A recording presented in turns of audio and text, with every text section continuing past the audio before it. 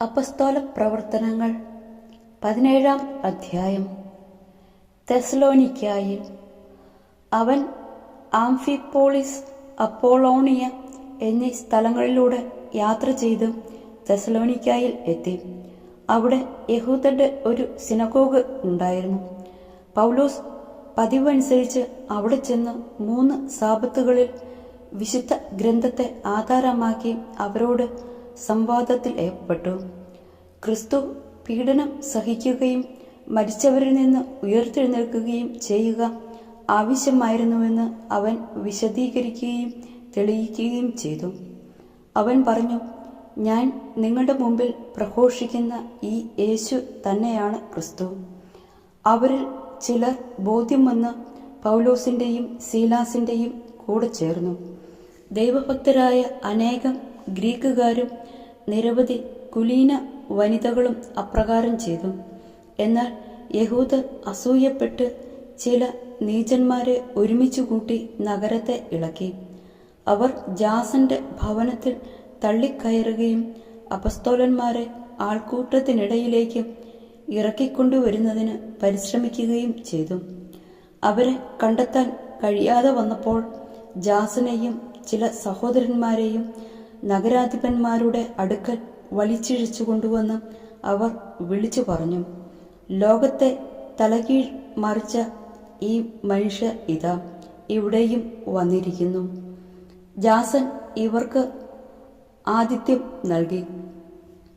യേശുവെന്ന മറ്റൊരു രാജാവിന്റെ പേര് പറഞ്ഞുകൊണ്ട് ഇവരെല്ലാവരും സീസറിന്റെ കൽപ്പനകൾക്കെതിരായി പ്രവർത്തിക്കുന്നു.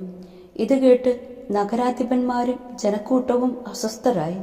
അവർ ജാസനെയും മറ്റുള്ളവരെയും ജാമ്യത്തിൽ വിട്ടയച്ചു.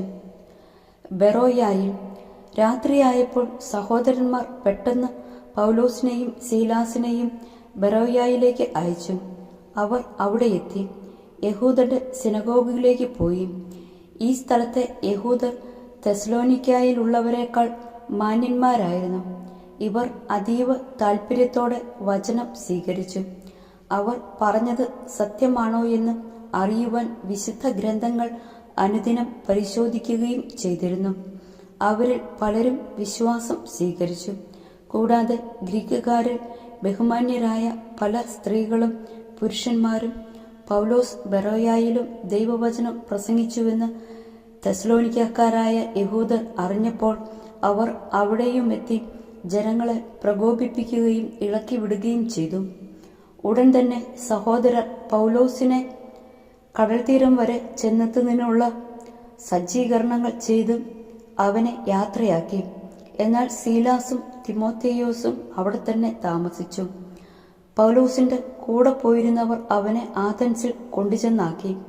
സീലാസും തിമോത്തേയോസും കഴിയുന്നതും വേഗം അവന്റെ നിർദ്ദേശവുമായി അവർ തിരിച്ചു പോന്നു. ആഥൻസിൽ പൗലോസ് അവരെയും പ്രതീക്ഷിച്ച് ആഥൻസിൽ താമസിക്കവേ നഗരം മുഴുവൻ വിഗ്രഹങ്ങൾ കൊണ്ട് നിറഞ്ഞിരിക്കുന്നത് കണ്ട് അവന്റെ മനസ്സിൽ വലിയ ക്ഷോഭമുണ്ടായി. അതിനാൽ സിനഗോഗിൽ വെച്ച് യഹൂദന്മാരുമായും മറ്റ് ഭക്തജനങ്ങളുമായും പൊതുസ്ഥലത്ത് വെച്ച് എല്ലാ ദിവസവും അവിടെ കൂടിയിരുന്നവരുമായും അവൻ വാദപ്രതിവാദം നടത്തി. ചില എപ്പിക്കൂരിയൻ ചിന്തകരും സ്റ്റോയിക് ചിന്തകരും അവനോട് തർക്കിച്ചു. ചിലർ പറഞ്ഞു, ഈ വിഡ്ഢി എന്തു പറയാനാണ് ഭാവിക്കുന്നത്? ഇവൻ വിദേശ ദേവതകളുടെ പ്രചാരകനാണെന്ന് തോന്നുന്നു എന്ന് മറ്റുള്ളവർ പറഞ്ഞു.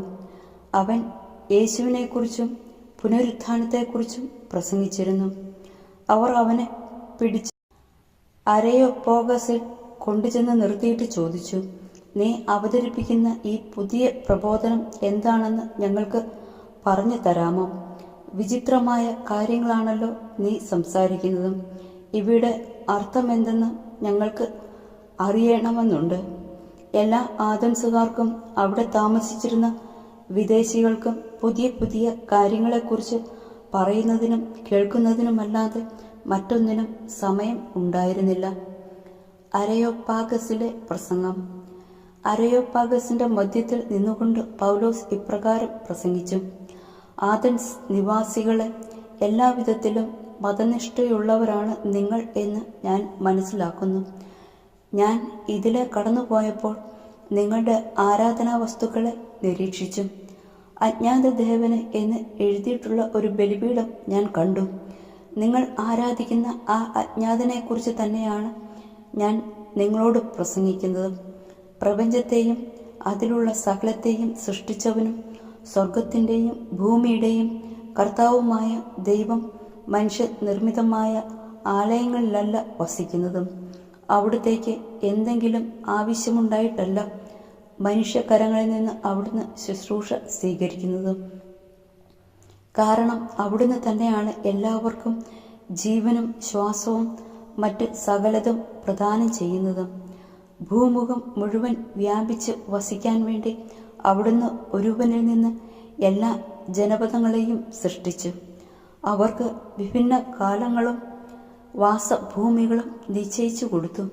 ഇത് അവർ ദൈവത്തെ അന്വേഷിക്കുന്നതിനും ഒരുപക്ഷെ അനുഭവത്തിലൂടെ അവിടുത്തെ കണ്ടെത്തുന്നതിനും വേണ്ടിയാണ്. എങ്കിലും അവിടുന്ന് നമ്മിൽ ആരിലും നിന്ന് അകലെയല്ല. എന്തെന്നാൽ അവിടുന്ന് നാം ജീവിക്കുന്നു, ചരിക്കുന്നു, നിലനിൽക്കുന്നു. നാം അവിടുത്തെ സന്താനങ്ങളാണ് എന്ന് നിങ്ങളുടെ തന്നെ ചില കവികൾ പറഞ്ഞിട്ടുണ്ടല്ലോ.